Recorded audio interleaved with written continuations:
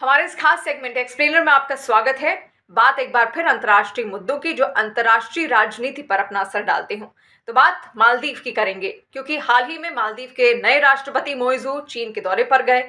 चीन के दौरे पर जाने के बाद चीन और मालदीव के बीच में 20 अग्रीमेंट साइन होते हैं। पर्यावरण, क्लाइमेट चेंज और बहुत सारे स्वास्थ्य सेवाओं को कैसे बेहतर बनाया जाए, इंफ्रास्ट्रक्चर को कैसे बेहतर बनाया जाए, इन तमाम अग्रीमेंट्स पर साइन हुए हैं मालदीव और चीन के बीच में। लेकिन एक खास बात यह है कि जब मालदीव के नए राष्ट्रपति मोइजू अपने राष्ट्र वापस लौटते हैं तो बहुत सारा कर्जा लेकर वो चीन से मालदीव वापस आते हैं। मालदीव वापस आने के बाद उन्होंने ये तक कह दिया कि अब भारत के जो सैनिक मालदीव में तैनात हैं वो वापस लौट जाएं, यानी 15 मार्च तक वो अपने स्वदेश भारत वापस लौट जाएं। अब ये समझिए कि आखिर ये सैनिक वहां पर क्यों तैनात है, भारत ने इन सैनिकों को वहां पर क्यों तैनात किया है, इनकी संख्या क्या है। 75 इनकी संख्या है। 75 के आसपास सैनिक मालदीव में भारत के इस वक्त तैनात हैं। लेकिन इसके पीछे एक बड़ी वजह है। दरअसल मोइजू से पहले जो राष्ट्रपति थे उनकी और भारत की एक संधि हुई थी, एक डील हुई थी, और ऐसे में उनकी ओर से कहा गया था कि स्वास्थ्य सेवाओं को उनको बेहतर बनाना है।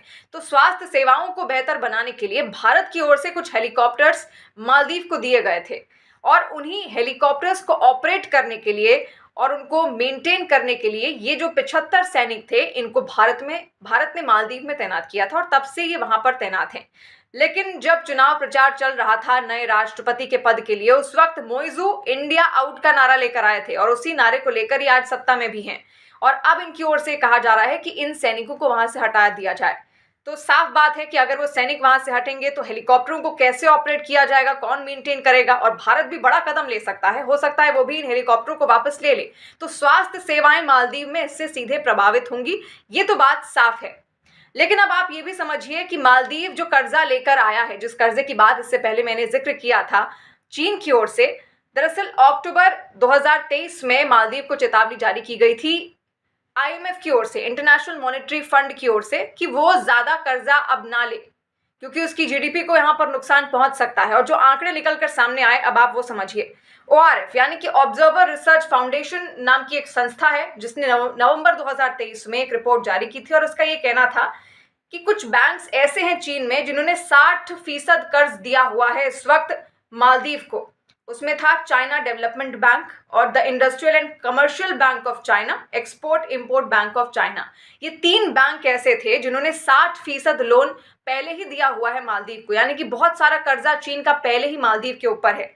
इसके अलावा चीन का जो कर्ज इतना ज्यादा बढ़ गया है, उसकी वजह से भुगतान का संकट भी मालदीव झेल सकता है। आईएमएफ की उस रिपोर्ट में पिछले साल अक्टूबर में आई थी, उसमें इस बात का जिक्र था। और आईएमएफ की रिपोर्ट में चीन से कर्ज लेने को सावधान भी किया गया था मालदीव को। इसके अलावा रिपोर्ट में यह भी कहा गया कि मालदीव की जो वित्तीय व्यवस्था है वो संकट में पड़ सकती है, यानी कि जो उसकी अर्थव्यवस्था है उस पर बड़ा संकट आ सकता है। अगर वो और ज्यादा कर्जा अब लेता है तो वो भुगतान नहीं कर पाएगा, जिसकी वजह से उसकी जो अर्थव्यवस्था है वो बिगड़ सकती है। आईएमएफ की जो रिपोर्ट थी उसके मुताबिक मालदीव की जो जीडीपी है वो 4.9 बिलियन अमेरिकी डॉलर की है, यानी मालदीव का जो आर्थिक वृद्धि दर है साल 2023 में 7.1% था, और 2022 में 13.9% था, यानी साल 2023 में ये कम हो गया था।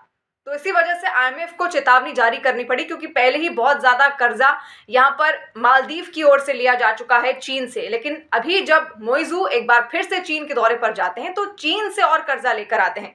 अब ये कर्जा कितने का है ये भी आप समझिए। 20 समझौते साइन होते हैं चीन और मालदीव के बीच में। इस बीच चीन अब 130 मिलियन की मदद करेगा मालदीव को, जो कि मालदीव में डेवलपमेंट प्रोजेक्ट में खर्च किए जाएंगे पैसे। इसके अलावा माले में सड़क निर्माण भी कराया जाएगा, इंफ्रास्ट्रक्चर डेवलपमेंट होगा, और हुल माले में टूरिज्म विकास के लिए भी इस पैसे का प्रयोग किया जाएगा। और 100 बिस्तर वाले अस्पताल भी इसी पैसे से मालदीव बनाएगा, जो कि चीन के जरिए कर्ज से आ रहे हैं।